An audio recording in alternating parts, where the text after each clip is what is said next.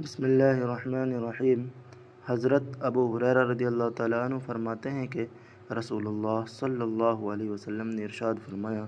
جو شخص اللہ تعالیٰ اور آخرت کے دن پر ایمان رکھتا ہو اس کے لیے لازم ہے کہ اپنے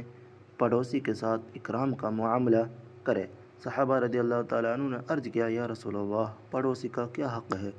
آپ صلی اللہ علیہ وسلم نے ارشاد فرمایا، اگر وہ تم سے کچھ مانگے تو اسے دو، اگر وہ تم سے مدد چاہے تو اس کی مدد کرو،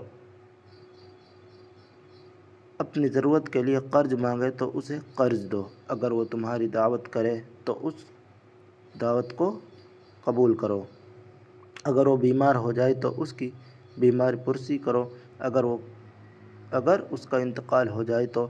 اس کے جنازے کے ساتھ جاؤ، اگر اسے کوئی مصیبت پہنچے تو اسے تسلی دو، اپنی ہانڈی